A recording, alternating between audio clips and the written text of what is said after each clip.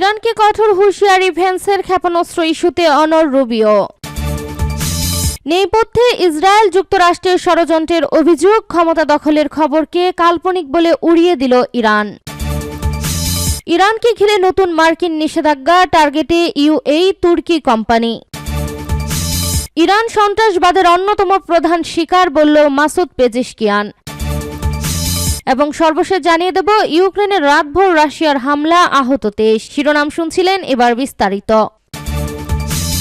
ইরানকে কঠোর হুঁশিয়ারি, ভ্যান্সের ক্ষেপণাস্ত্র ইস্যুতে অনড় রুবিও। জেনেভায় যুক্তরাষ্ট্র ও ইরানের মধ্যে বহুল প্রতীক্ষিত পরমাণু আলোচনা শুরু হওয়ার ঠিক আগ মুহূর্তে তেহরানকে তীব্র হুঁশিয়ারি দিয়েছে ট্রাম্প প্রশাসন। মার্কিন ভাইস প্রেসিডেন্ট জেডি ভ্যান্স স্পষ্ট জানিয়েছেন, গত জুনে ইরানি পরমাণু স্থাপনায় মার্কিন হামলার পর ইরান পুনরায় তাদের পরমাণু কর্মসূচি পূর্ণ গঠনের চেষ্টা চালাচ্ছে বলে যুক্তরাষ্ট্রের কাছে অকাট্টা প্রমাণ রয়েছে। তিনি সাফ জানিয়ে দিয়েছেন, ইরান কোনোভাবেই পারমাণবিক অস্ত্র তৈরি করতে পারবে না এবং তারা যদি সেই পথে হাঁটে তবে ওয়াশিংটন কূটনৈতিক পন্থার পাশাপাশি অন্যান্য বিকল্প ব্যবস্থা গ্রহণ করতেও দ্বিধা করবে না। ফক্স নিউজকে দেওয়া এক সাক্ষাৎকারে ভ্যান্স বর্তমান ইরানি শাসন ব্যবস্থাকে বিশ্বের অন্যতম বিপজ্জনক আখ্যা দিয়ে বলেন, তাদের হাতে পরমাণু অস্ত্র তুলে দেওয়া কোনোভাবেই সম্ভব নয়। এদিকে আলোচনার টেবিলে কেবল পরমাণু ইস্যু নয়, বরং ইরানের ব্যালিস্টিক ক্ষেপণাস্ত্র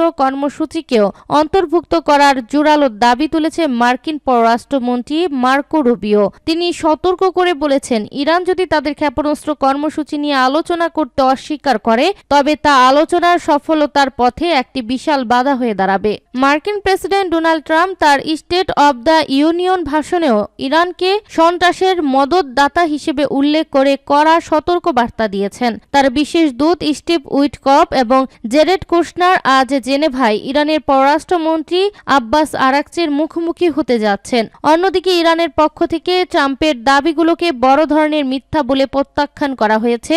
ইরানের পররাষ্ট্র মন্ত্রণালয় এক বিবৃতিতে জানিয়েছে, তাদের পারমাণবিক কর্মসূচি কেবল শান্তিপূর্ণ উদ্দেশ্যেই পরিচালিত হচ্ছে। তবে পররাষ্ট্রমন্ত্রী আব্বাস আরাকচি জানিয়েছেন, তারা শান্তি ও যুদ্ধ উভয় পরিস্থিতির জন্যই প্রস্তুত। তিনি অভিযোগ করেন, ইসরায়েল উদ্দেশ্য প্রণোদিতভাবে যুক্তরাষ্ট্র এবং ইরানের সম্পর্ক নষ্ট করার চেষ্টা করছে। সরাসরি আলোচনার মাধ্যমে ভুল বোঝাবুঝি দূর করার আহ্বান জানিয়ে আরাকচি বলেন, পরমাণু শক্তি অর্জন করা ইরানের অধিকার, তবে তারা কখনোই পারমাণবিক অস্ত্র তৈরি করবে না। দুই দেশের এই বিপরীতমুখী অবস্থানের মধ্যে আজ জেনেভায় শুরু হওয়া এই আলোচনা শেষ পর্যন্ত আলোর মুখ দেখবে কিনা তা নিয়ে বিশ্বজুড়ে তৈরি হয়েছে চরম অনিশ্চয়তা।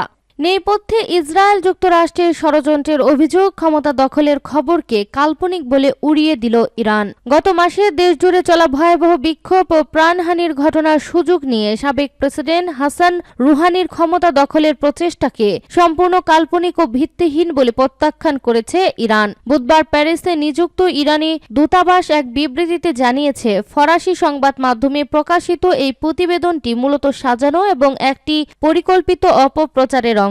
ফরাসি এই সংবাদ মাধ্যমে দাবি করা হয়েছিল, বিক্ষোভ চলাকালীন 86 বছর বয়সী সর্বোচ্চ নেতা আয়াতুল্লাহ আলী খামেনিকে সরিয়ে ক্ষমতা দখলের চেষ্টা করেছিলেন হাসান রুহানি। প্রতিবেদনে বলা হয়, রুহানি প্রভাবশালী আলেম, বিপ্লবী গার্ড বাহিনী আইআরজিসি এবং সাবেক পররাষ্ট্রমন্ত্রী জাভাদ জারিফকে নিয়ে একটি জোট গঠন করেছিলেন। তবে নিরাপত্তা প্রধান আলী লারিজানি সমর্থন না দেওয়ায় সে প্রচেষ্টা ব্যর্থ হয়। এই দাবির কড়া সমালোচনা করে রুহানির কার্যালয় থেকে জানানো হয়েছে, এটি মূলত যুক্তরাষ্ট্র ও ইসরায়েলি গোয়েন্দা সংস্থাগুলোর একটি মনস্তাত্ত্বিক যুদ্ধ, জনগণের মধ্যে বিভ্রান্তি সৃষ্টি এবং ইরানের উপর সর্বোচ্চ অর্থনৈতিক ও সামরিক চাপ বজায় রাখতেই এমন মনগড়া খবর ছড়ানো হচ্ছে। এর আগে গুঞ্জন উঠেছিল যে 8 ও 9 জানুয়ারি বিক্ষোভের পর রুহানি ও জারিফকে গ্রেপ্তার করা হয়েছে। তবে রুহানি নিজে জনসমক্ষে উপস্থিত হয়ে এবং ছবি প্রকাশ করে সেই দাবি মিথ্যা প্রমাণ করেছেন। এদিকে ইরানি দূতাবাস আরও স্পষ্ট করেছে যে সাম্প্রতিক কিছু সংস্কারবাদী নেতার গ্রেপ্তার হওয়ার সাথে এই কথিত অভ্যুত্থানের কোনো সম্পর্ক নেই। তাদের গ্রেপ্তার করা হয়েছে কেবল বিক্ষোভ চলাকালীন উস্কানিমূলক বিবৃতির কারণে। উল্লেখ্য, গত জানুয়ারিতে ইরানের সরকার বিরোধী বিক্ষোভে কয়েক হাজার মানুষ নিহত হওয়ার খবর পাওয়া যায়। সর্বোচ্চ নেতা আয়াতুল্লাহ আলী খামেনি এই বিশৃঙ্খলাকে যুক্তরাষ্ট্র ও ইসরায়েলের মদতপুষ্ট একটি অভ্যুত্থান চেষ্টা হিসেবে অভিহিত করেছেন। বর্তমানে তেহরান সহ বড় শহরগুলোর বিশ্ববিদ্যালয়গুলো পুনরায় খোলার পর আবারও ছাত্র বিক্ষোভের খবর পাওয়া যাচ্ছে, যা দেশটিতে বিদ্যমান উত্তেজনা আরও বাড়িয়ে তুলছে। ইরানকে ঘিরে নতুন মার্কিন নিষেধাজ্ঞা টার্গেটে ইউএই ও তুর্কি কোম্পানি। ইরানকে সাহায্য করার অভিযোগে সংযুক্ত আরব আমিরাত, ইউএই ও তুরস্ক ভিত্তিক একাধিক কোম্পানি ও ব্যক্তির উপর নিষেধাজ্ঞা আরোপ করেছে যুক্তরাষ্ট্র। একই সঙ্গে কয়েকটি জাহাজকেও কালো তালিকাভুক্ত করা হয়েছে, খবর রয়টার্সের। যুক্তরাষ্ট্রের অভিযোগ, এসব ব্যক্তি ও প্রতিষ্ঠান ইরানের জন্য অস্ত্রের উপাদান সংগ্রহে সহায়তা করছে এবং সেডো ফ্লিট জাহাজের মাধ্যমে তেল পরিবহনে ভূমিকা রেখেছে।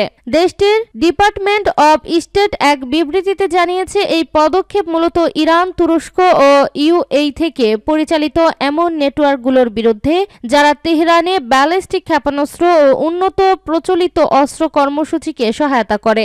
একই সঙ্গে কয়েকটি জাহাজকেও কালো তালিকাভুক্ত করা হয়েছে, যেগুলো শত শত মিলিয়ন ডলারে ইরানি পেট্রোলিয়াম ও পেট্রোল কেমিক্যাল পণ্য পরিবহন করেছে বলে দাবি করা হয়েছে। মার্কিন কর্তৃপক্ষের অভিযোগ, সংশ্লিষ্ট প্রতিষ্ঠানগুলো ইরানি তেল রপ্তানি সহজতর করা বা অস্ত্র সম্পর্কিত সরঞ্জাম সংগ্রহে জড়িত ছিল। তবে সংশ্লিষ্ট কোম্পানিগুলোর পক্ষ থেকে তাৎক্ষণিক কোনো প্রকাশ্য প্রতিক্রিয়া পাওয়া যায়নি। তুরস্কের কয়েকটি কোম্পানিকেও নিষেধাজ্ঞার তালিকায় যুক্ত করা হয়েছে। মার্কিন ট্রেজারি বিভাগ জানিয়েছে, এইসব প্রতিষ্ঠান ইরানের বিমান ও প্রতিরক্ষা সংশ্লিষ্ট সংস্থাগুলোর সঙ্গে যুক্ত ক্রয় নেটওয়ার্কের অংশ ছিল। ইরান সন্ত্রাসবাদের অন্যতম প্রধান শিকার বলল পেজেশকিয়ান। ইরানের প্রেসিডেন্ট মাসুদ পেজেশকিয়ান বলেছেন, বিশ্বব্যাপী সন্ত্রাসবাদের অন্যতম প্রধান শিকার তার দেশ। বৃহস্পতিবার প্রাদেশিক সফরের সময় তিনি বলেন, দেশটিতে 1979 সালে ইসলামী বিপ্লবের পর থেকে সন্ত্রাসবাদী হামলায় তাদের অসংখ্য কর্মকর্তা নিহত হয়েছে, খবর আল জাজিরার। এর আগে মার্কিন প্রেসিডেন্ট ডোনাল্ড ট্রাম্প অভিযোগ করে বলেন, ইরান বিশ্ব সন্ত্রাসবাদের বৃহত্তম পৃষ্ঠপোষক। এর প্রতিক্রিয়ায় পেজেশকিয়ান বলেন, যদি বাস্তবতাকে ন্যায্যভাবে দেখা হয় তাহলে এটা স্পষ্ট হয়ে যাবে যে ইরান কেবল সন্ত্রাসবাদের বিরোধী নয়, বরং এই অঞ্চল এবং বিশ্বজুড়ে সন্ত্রাসের অন্যতম প্রধান শিকার। তার দেশ পরমাণু অস্ত্র তৈরির বিরোধী বলেও এ সময় জানান তিনি। বলেন, ইরানের সর্বোচ্চ ধর্মীয় নেতা আয়াতুল্লাহ আলী খামেনি গণবিধ্বংসী অস্ত্র নিষিদ্ধ করেছেন। এর স্পষ্ট অর্থ হলো তেহরান পারমাণবিক অস্ত্র তৈরি করবে না। 2000 সালে গোড়ার দিকে একটি ফতোয়া বা ধর্মীয় ডিগ্রিতে পারমাণবিক অস্ত্র তৈরি নিষিদ্ধ করেছিলেন খামেনি।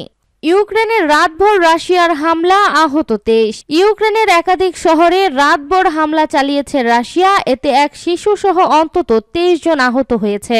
যুদ্ধের অবসান নিয়ে জেনেভায় ইউক্রেন ও যুক্তরাষ্ট্রের মধ্যে বৈঠকের আগে এই হামলা চালানো হলো। 4 বছর আগে রাশিয়ার পূর্ণ মাত্রার আগ্রাসনের মাধ্যমে শুরু হওয়া এই যুদ্ধে লাখো মানুষ নিহত হয়েছে, বাস্তুচ্যুত হয়েছে কয়েক লাখ মানুষ। পূর্ব ও দক্ষিণ অঞ্চল সহ রাশিয়া সীমান্তবর্তী বিস্তীর্ণ এলাকা ধ্বংস হয়েছে। ওয়াশিংটন এই সংঘাতের অবসান চায়। কিয়েভের সামরিক প্রশাসনের প্রধান তিমুর তাকাচেস্কো বলেন, কিয়েভে ড্রোন ও ব্যালিস্টিক ক্ষেপণাস্ত্র হামলা চালিয়েছে রাশিয়া। তিনি টেলিগ্রামে লিখেন, বিমান প্রতিরক্ষা ব্যবস্থা কাজ করছে, সতর্কতা তুলে না নেওয়া পর্যন্ত আশ্রয় কেন্দ্রে থাকুন।